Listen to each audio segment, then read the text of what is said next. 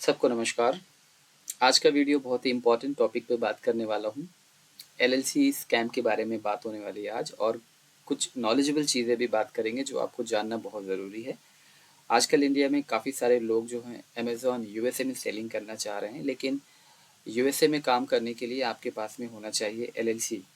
जैसे कि आप अगर इंडिया में मीशो, फ्लिपकार्ट वगैरह पे सेल करने के लिए आपके पास में क्या चाहिए, यहाँ पे जीएसटी लगता है। तो उसी तरीके से यूएसए में आपके पास में एलएलसी होना चाहिए, जिसका मतलब होता है लिमिटेड लाइबिलिटी कंपनी। इसको थोड़ा डिटेल में समझते हैं। ये एक लीगल कंपनी होती है, यानी कि लीगल स्ट्रक्चर होता है जिसमें आप अपना बिजनेस पर्सनल नाम से नहीं, एक कंपनी के नाम से चला रहे होते हो। अगर आपके बिजनेस में कोई भी लॉस होता है या फिर कोई लीगल इश्यूज आता है, तो आपकी जो पर्सनल प्रॉपर्टी होती है वो सेफ रहती है, और सारा का सारा जो रिस्क, जो लोड होता है, वो कंपनी तक ही लिमिटेड रहता है। आपकी पर्सनल कोई नुकसान नहीं होता है। फॉर एग्जांपल मैं आपको बता रहा हूँ, बहुत सारे लोग जो है एलएलसी होल्ड करते हैं, अमेज़न स्टार्ट करते हैं, अमेज़न नहीं चलता है, एलएलसी को वो ऐसे के वैसे छोड़ देते हैं, उसको रिन्यूअल भी नहीं करते हैं, टैक्स फाइलिंग नहीं करते हैं, तो उस पे पेनल्टी पड़ती रहती है, राइट, जो आपको भरनी होती है। अगर आप नहीं भरते हो तो आपके ऊपर केस भी हो सकता है। और इसके चलते बहुत सारे लोग जो है ना एलएलसी को ऐसे ही छोड़ देते हैं।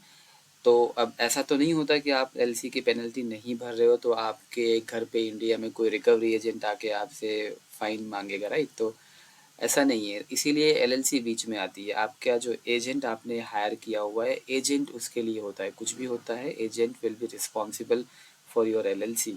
तो एलएलसी होने के यही फ़ायदा होता है। आपकी जो पर्सनल प्रॉपर्टी, जैसे कि आपका घर, प्रॉपर्टी, बैंक बैलेंस, वो उस उसको कोई भी फ़र्क नहीं पड़ता है। एलएलसी में कितनी भी पेनल्टी हो जाए, कुछ भी हो जाए, ज़्यादा से ज़्यादा क्या होगा कि आपकी एलएलसी जो है डिसॉल्व कर देगा वहाँ की गवर्नमेंट, या फिर बंद कर देगा।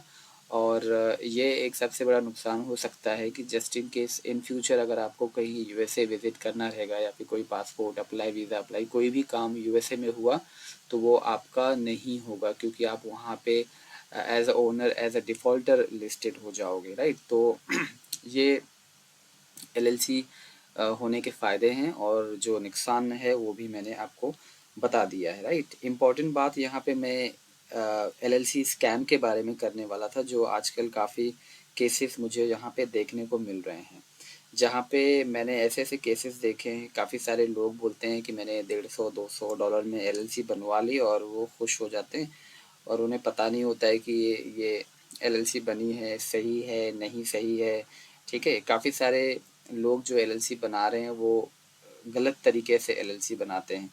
यहाँ तक कि वो रजिस्टर एजेंट जो परचेस करना होता है ना, वो भी नहीं लेते। ठीक है, आपको कोई भी एलएलसी पकड़ा देंगे, कोई भी स्टेट की, मोन्टाना वगैरह की, 35-40 डॉलर में उधर की स्टेट फाइलिंग हो जाती है। ओके, तो बाकी जो बड़े बड़े खर्चे होते हैं वो नहीं करते हैं, रजिस्टर एजेंट एड्रेस नहीं लेते हैं, जो सबसे इम्पोर्टेंट होता है, सबसे पहला स्टेप होता है। विदाउट रजिस्टर एजेंट आपकी एलएलसी लावारिस कहलाती है, राइट? ऑर्फन रहेगी वो, उसका कोई नहीं है, समझो। तो ऐसा ही होता है, रजिस्टर एजेंट एड्रेस नहीं लेते हैं, या फिर काम करेंगे आपका जैसे कि एसएसएन या फिर आईटीआईएन के बेस पे आपकी एलएलसी बना देंगे, आपका ईआईएन वगैरह निकाल के दे देंगे, जो कि लीगल होता है, और आपको लगता है कि आपकी एलएलसी जो है बन गई है, राइट? आपको ऐसे ऐसे दावे भी बोलेंगे कि आपको 24 आवर्स के अंदर हम ईआईएन नंबर दे देंगे, 2 दिन के अंदर एलएलसी बना देंगे। तो अगर आपको कभी भी ऐसा सुनने मिल रहा है कि भाई इतनी जल्दी एलएलसी बन जा रही, इतने कम में एलएलसी बना रही है, तो आपको समझ लेना है कि वो एकदम स्कैम ही है। वो एलएलसी बनने में 30-40 डेज आराम से लग जाते हैं, और ईआई निकलने में मिनिमम 4 बिजनेस डे लगते हैं। ठीक है, ये एसएसएन आईटीआईएन क्या है मैं अभी थोड़ी देर में बताऊंगा। उसके पहले मैं आपको रजिस्टर एजेंट एड्रेस का बता देता हूँ, कि जो सबसे इम्पोर्टेंट होता है। मेरे स्क्रीन में आपको सिंपल सा, आपको जैसे कि व्योमिंग का एग्जांपल बता रहा हूँ मैं। गूगल में आपको लिखना है व्योमिंग रजिस्टर एजेंट, ये देखो ये आ गया। तो यहाँ पे बहुत सारे आपको लिस्ट आ जाएंगी। ये देखो, Wyoming register agent 99 per year, $99। देखो ये 1 साल का ले रहा है ये। ठीक है, ये एक रजिस्टर एजेंट एड्रेस है, ये है। ठीक है, बहुत सारे रजिस्टर एजेंट एड्रेस आपको मिल जाएंगे। ये जो है $25 जो है 1 साल का लगता है, तो आपको ये लेना पड़ता है। ये आपने एड्रेस यहाँ पे देखा होगा, ये नॉर्मली इनका एड्रेस ये बोला होता है, देखो 30 N गोल्ड शेरडॉन व्योमिंग, ठीक है। ये एड्रेस रजिस्टर एजेंट एड्रेस का होता है, और जो ओरिजिनल एड्रेस, जो मेलिंग एड्रेस लेना होता है जिसके ऊपर पोस्ट ऑफिस जाता है, वो अलग होता है। तो इस तरीके से आप रजिस्टर एजेंट एड्रेस के बगैर भी एलएलसी, मतलब बगैर इसके एलएलसी नहीं बन सकती है। ओके। और जो मैं एसएसएन और ईआईएन का बता रहा था, उसके अंदर क्या होता है कि जो गलत तरीके से एलएलसी बनाते हैं, जैसे कि यूएस रेसिडेंट लोग को एक एसएसएन नंबर मिलता है, सोशल सिक्योरिटी नंबर जिसको बोलते हैं। जैसे यहाँ पे हमारे पास में आधार कार्ड होता है, तो वैसे ही वहाँ पे एसएसएन नंबर होता है, जो गवर्नमेंट फैसिलिटीज़ यूज़ करने के लिए लगती हैं, जॉब करते हैं उनके लिए लगती है। वो ये जो यूएसए सिटीजन्स होते हैं, वहाँ के जो रेसिडेंट होते हैं ना, उनको दिया जाता है ये। और एक आईटीआई नंबर होता है, जो individual tax payer identification number जिसको बोलते हैं, ये उन लोगों को दिया जाता है जो यूएस के सिटीज़न नहीं हैं, लेकिन वो टैक्स पर्पस के लिए आइडेंटिफाई उनको होना पड़ता है, राइट। जैसे अगर आप यूएस सिटीज़न नहीं हो, लेकिन तो भी आप टैक्स वहाँ भरते हो, आप एज ए सिटीज़न टैक्स भरते हो, टैक्स के लायबल हो, तो आपको आईटीआई नंबर अलॉट किया जाता है, जिससे आपका हर कोई भी गवर्नमेंट का काम होता है वो फास्ट हो जाता है। तो उसी आईटीआई या एसएसएन नंबर से लोग जो है ना, आपका ईआईएन या फिर आपका एलएलसी फटाफट बना देते हैं। बाद में जब क्या होता है, क्योंकि मैं ये इसलिए बता रहा हूँ, मैं जब पिछले महीने अप्रैल में जो फेडरल फाइलिंग कर रहा था, मैं अब क्लाइंट की फेडरल फाइलिंग और फ्रेंचाइज फाइलिंग करता हूँ, तो उसमें मुझे एक एरर आ रहा था कि ईआईएन जो है वो इनवैलिड आ रहा था, और रजिस्टर एजेंट एड्रेस मिसिंग आ रहा था। तो जाहिर सी बात है, अगर आपका रजिस्टर एजेंट नहीं है तो आपकी फ्रेंचाइज टैक्स भी कंप्लीट नहीं होगी, क्योंकि जो स्टेट होती है वो इंक्वायर करती है इन बैकग्राउंड में। रजिस्टर एजेंट कोई भी एलएलसी का आप काम करोगे ना, तो जो वहाँ की स्टेट गवर्नमेंट रहती है ना, वो आपसे पूछताछ नहीं करती है, वो आपके रजिस्टर एजेंट एड्रेस से वेरिफिकेशन हर चीज़ करती है, ठीक है। क्योंकि रजिस्टर एजेंट एड्रेस इसीलिए होता है, वो लीगल नोटिस टैक्स वगैरह के काम के लिए वो रिस्पॉन्सिबल होता है, इसीलिए सबसे पहले आपके पास में रजिस्टर एजेंट होना ज़रूरी है।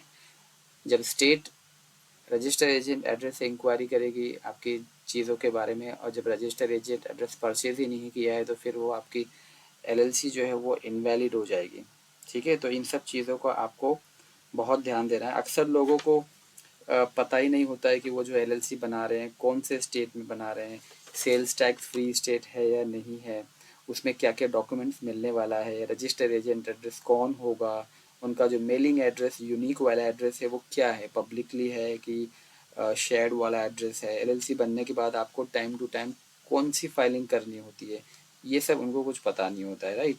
ये सब बेसिक चीज़ें आपको जान लेनी चाहिए एलएलसी बनाने से पहले। बाकी प्रॉब्लम तब होती है जब एलएलसी बनवा लेते हो कुछ 6 महीने, 8 महीने या फिर 1 साल बाद आपको पता चलता है, या फिर डॉक्यूमेंट सही नहीं है, इसको ऑनलाइन कैसे चेक करना है, कहाँ पे मालूम पड़ेगा कि ये सही है कि नहीं सही है।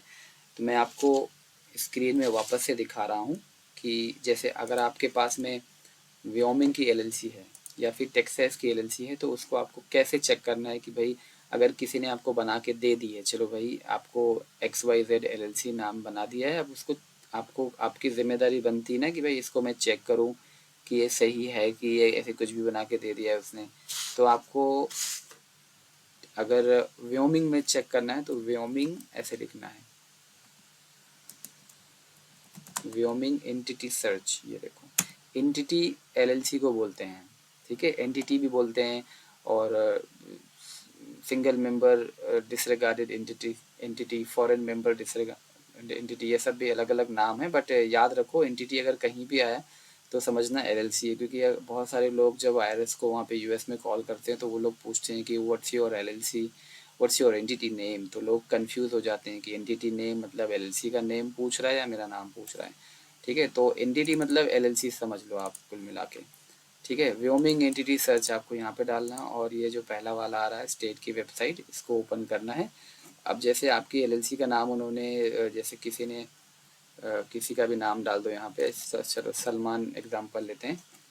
सलमान नाम की एलएलसी अगर मैं सर्च करता हूँ तो मुझे ये देखो इतने सारे यहाँ पे आ गए, सलमान अहमद खान, है ना, सलमान अजीम एलएलसी, सलमान ई कॉमर्स, ये सारे एलएलसी ऑलरेडी रजिस्टर हैं। टोटल 22 एलएलसी रजिस्टर हैं। ठीक है, तो इसमें आपको अपना देखना है कि कौन सा है। ये तो सलमान कॉमन नेम है, तो आप ऐसा कुछ यूनिक रहेगा तो इतने सारे नहीं आएंगे। अब यहाँ पे देखो और भी चीज़ें जो मैं आपको बता रहा हूँ क्या क्या दिख रहा है। ये देखो, ये एलएलसी पहले वाली एक्टिव है। कब से है? 2023 से एक्टिव है ये। ठीक है, नीचे यहाँ छोटा सा देखा है स्टैंडिंग रजिस्ट R A good. R A मतलब रजिस्टर एजेंट जो है, इसका जो स्टेटस है वो गुड है, मतलब इसने टाइम पे रजिस्टर एजेंट एड्रेस को रिन्यूअल किया है।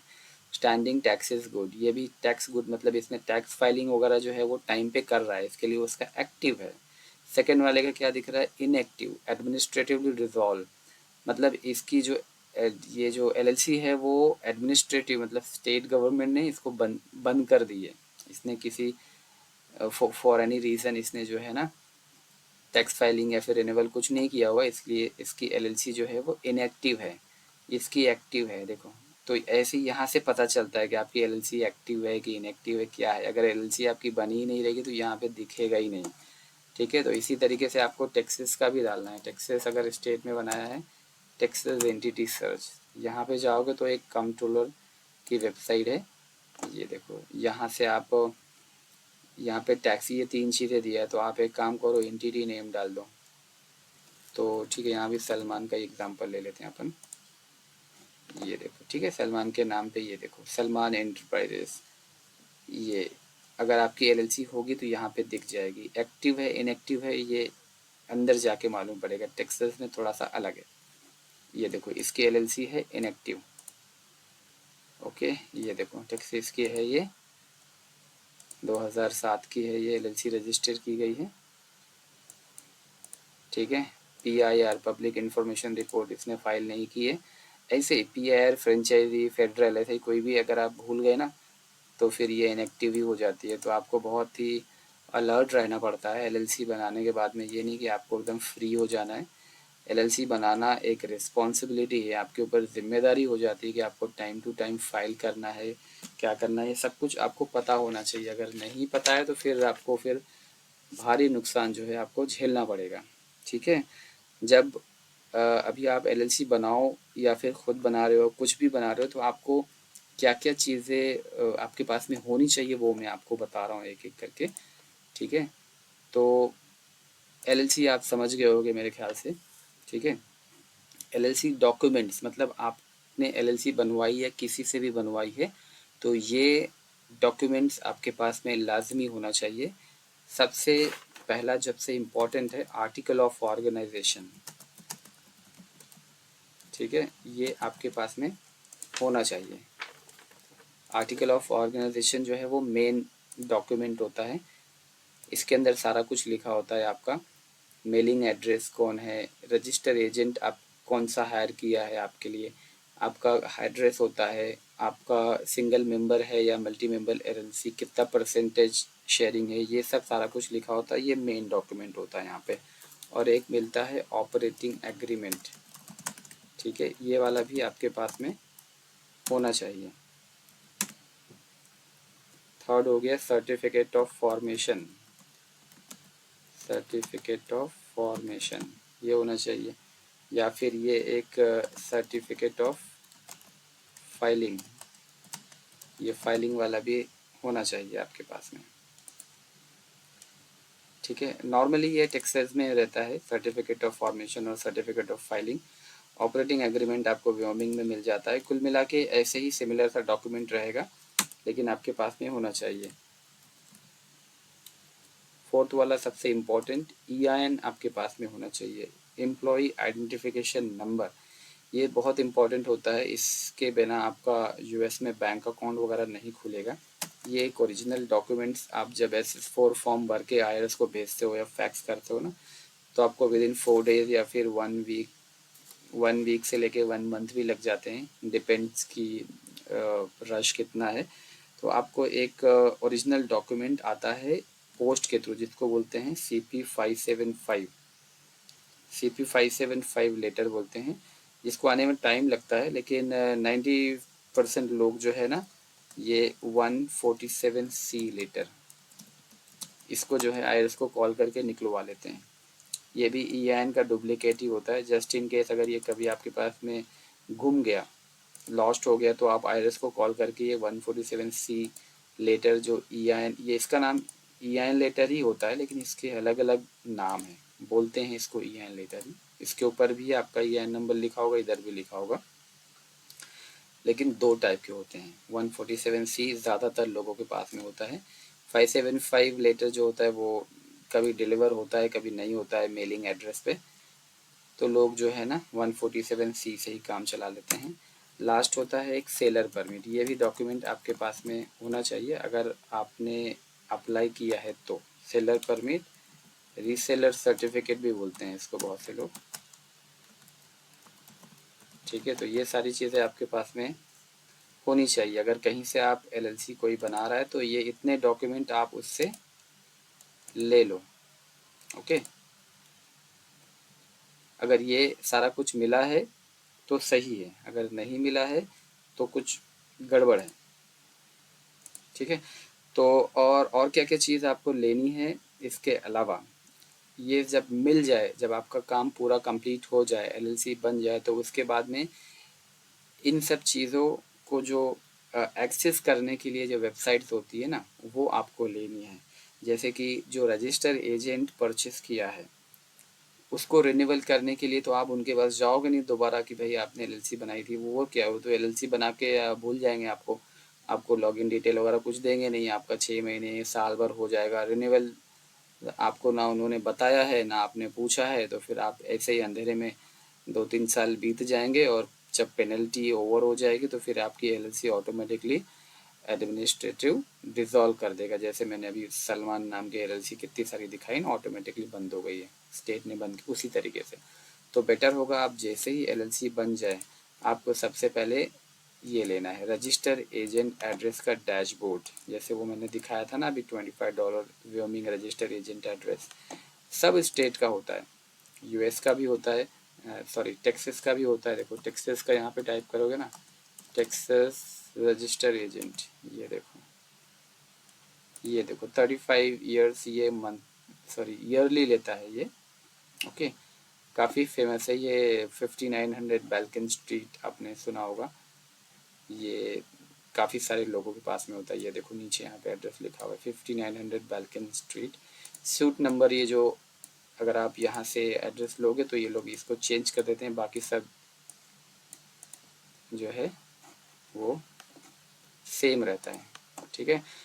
तो मैं ये बता रहा था कि LLC बनने के बाद में आपके पास में ये सारी चीज़ें होनी चाहिए। रजिस्टर एजेंट एड्रेस, डैशबोर्ड का लॉगिन ID पासवर्ड आपको उनसे लेना है। क्यों लेना है? क्योंकि जब 1 साल हो जाएगा तो आप उनको ढूंढते तो नहीं बैठोगे ना जिससे LLC बनाया था, आप खुद इसको रिन्यूअल करो।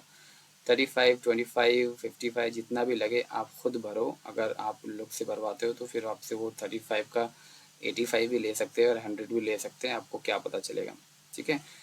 Mailing address provider dashboard login ID password, इसका भी आपको लेना है। अगर आपने यूनिक नोटराइज्ड एड्रेस परचेस किया है, जैसे मैंने आपको बताया था एनी टाइम मेल बॉक्स वाला जो है ना, एनी टाइम मेल बॉक्स जो यूनिक एड्रेस प्रोवाइड करता है, अगर यहाँ से एड्रेस लेके आपको दिया गया है तो आप जो है ना इसका भी लॉगिन ID पासवर्ड उनसे लेना है, ओके।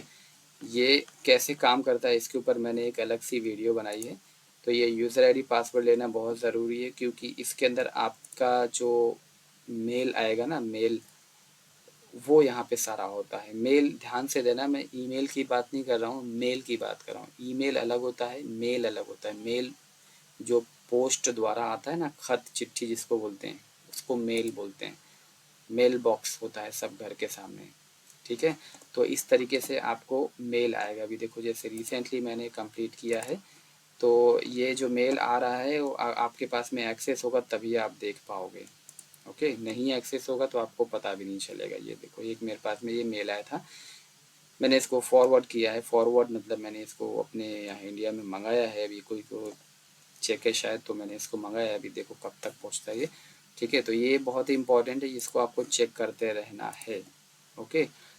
और क्या था, state sales tax filing portal, अगर आपके पास में सेलर परमिट है तो आपको क्वार्टरली सेल्स टैक्स फाइलिंग करनी होती है। अब कहाँ से करनी होती है, वो स्टेट के वेबसाइट से करनी होती है। ठीक है, तो जब आपके पास में इसका यूज़र आईडी पासवर्ड रहेगा तभी आप कर पाओगे, नहीं रहेगा तो कैसे करोगे, नहीं रहेगा तो फिर आपके पास फिर पेनल्टी पे पेनल्टी लगती रहेगी। तो पेनल्टी से बचने के लिए ये सारी चीज़ें आपके पास में होना चाहिए। ठीक है, ये सब चीज़ें नहीं रहेगा तो फिर तो प्रॉब्लम हो जाएगी। और एक चीज़ और बता रहा हूँ, इसके अलावा भी आपको एक चीज़ बहुत ही इम्पोर्टेंट है जो ध्यान रखना है। एलएलसी बनने के बाद में आपको एकदम फ्री नहीं हो जाना है कि बस एलएलसी बन गई अब मैं कामयाब हो गया। ठीक है, ऐसा नहीं है। एलएलसी बनने के बाद में उसको ईयरली जो है रिन्यूअल भी करनी पड़ती है। ठीक है, सारे स्टेट की एक ईयरली फीस होती है, जैसे व्योमिंग में 60 होती है, 100, किसी का 100 होता है, किसी का 200 होता है। तो ऐसे ही रिन्यूअल फीस भी आपको देनी होती है। अगर आप नहीं देते हो तो फिर आपकी एलएलसी डिसॉल्व हो जाएगी। दूसरा क्या है, रजिस्टर एजेंट एड्रेस रिन्यूअल, इसको भी रिन्यूअल करना होता है। जैसे मैंने बताया था $35 ईयरली होता है, उसको रिन्यूअल करना होता है। मेलिंग एड्रेस रिन्यूअल फ़ी देनी होती है। एनी टाइम वाला उसको भी आपको रिन्यूअल करना पड़ता है, नहीं रिन्यूअल करोगे तो वो भी आपका बंद हो जाएगा। सेल्स टैक्स फाइलिंग क्वार्टरली, किसी किसी का क्वार्टरली होता है, किसी किसी का ईयरली होता है, तो ये स्टेट खुद डिसाइड करता है। हमारे पास कोई ऑप्शन नहीं होता है कि हम क्वार्टरली लें या ईयरली लें। ठीक है, अगर आपके पास में सेलर परमिट है तो सेल्स टैक्स फाइलिंग लाजमी होता है। ये भी एक तरह का जिम्मेदारी वाला ही काम होता है। लोग सेलर परमिट बोलते हैं बना दो, बाद में बनाने के बाद में वो इसको भूल जाते हैं कि सेल्स टैक्स फाइल भी करनी होती है। ये एक रिस्पॉन्सिबिलिटी आप खुद मांगते हो वहाँ की गवर्नमेंट से कि भाई सेल्स टैक्स जो है ना मैं खुद भरूँगा। ठीक है, आप खुद सामने से बोलते हो उसको, ये सर्टिफिकेट लेते हो, फिर आप नहीं भरते हो तो फिर पेनल्टी पड़ती है।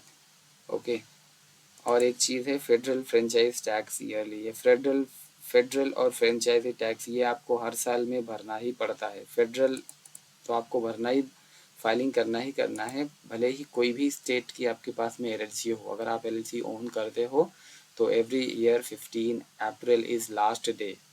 ये मैंने पिछले मंथ लोगों को अवेयर किया था कि इसको भर दो। इसकी पेनल्टी बहुत हाई होती, $25 होती है, $25,000 होती है इसकी पेनल्टी अगर आप इसको मिस करते हो तो। ठीक है, तो ये सारी चीज़ें आपको बिल्कुल ध्यान रखना है एलएलसी से रिलेटेड। फाइनल में बस मैं यही बात आपको याद रखना है कि एलएलसी बनाना जो है वो मुश्किल नहीं होता है, लेकिन इसको सही तरीके से अगर आपने नहीं बनाया तो फिर वो आपको महंगा पड़ सकता है। ठीक है, मैं आपको ऐसा डरा नहीं रहा हूँ, बट सिर्फ अवेयर कर रहा हूँ, क्योंकि आजकल आजकल के टाइम में जो आपके पास में जो इन्फॉर्मेशन है ना वो सबसे बड़ा प्रोटेक्शन है। अगर आपको कुछ पता ही नहीं होगा तो आपको कोई कुछ भी पढ़ा के चले जाएगा, कुछ भी आपसे ले लेगा। ठीक है, $50 के आपको 50,000 भी ले लेगा और आपको पता भी नहीं चलेगा। ठीक है, अगर आप सही तरीके से एलएलसी सेटअप करना चाह रहे हैं या फिर अमेज़ॉन यूएसए में स्टार्ट करना चाह रहे हो तो डिस्क्रिप्शन में कॉन्टैक्ट डिटेल मेंशन किया हुआ है, आप हमें कॉन्टैक्ट कर सकते हो। और कोई भी सवाल हो तो आप कमेंट करो, मैं आपका रिस्पॉन्स करूँगा। ऐसे ही रियल और प्रैक्टिस नॉलेजेबल के लिए चैनल को आप सब्सक्राइब कर लीजिए। आपको मैं कोई भी इन्फॉर्मेशन चाहिए होगी तो आप मुझे कभी भी कमेंट करो। एलएलसी से रिलेटेड कोई भी चीज़ें हो मैं आपको ज़रूर रिस्पॉन्स करूँगा। तब तक के लिए thank you very much, take care, bye bye.